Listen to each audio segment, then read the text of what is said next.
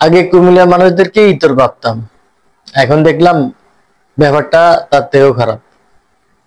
আমরা নোয়াখালীর মানুষ আমাদের ন্যায্য দাবিতে শান্তিপূর্ণভাবে আমরা বিভাগের জন্য আন্দোলন করতেছি।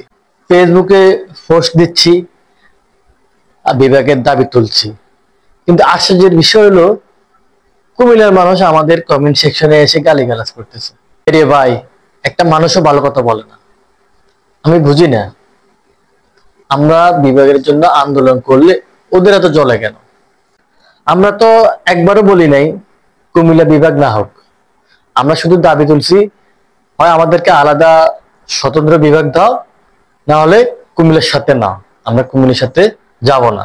আমরা আমাদের নোয়াখালী নিজস্ব বিভাগ চাই, আর যদি তা না হয় তাহলে আমরা চট্টগ্রামের সাথে থাকবো।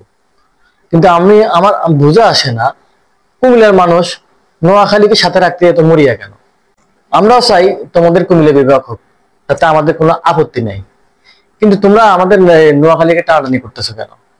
তোমরা আন্দোলন করো নোয়াখালীকে যেন কুমিল্লা বিভাগে না রাখা হয়, দাবি তুলো যে নোয়াখালীকে কুমিল্লা বিভাগে রাখার দরকার নাই। আমরা খুশি হবো এতে। আমরা তোমাদেরকে তখন সাপোর্ট দিব যে ঠিক আছে, আমরা কুমিল্লার সাথে নাই, তোমরা বলবে ঠিক আছে নোয়াখালীকে আমাদের দরকার নেই। এখন তোমরা যে কমেন্ট সেকশনে আসি গালিগালাজ করো, কুমিল্লা মানুষের চরিত্র মানুষে দেখতেছে, পুরো বিশ্ব দেখতেছে।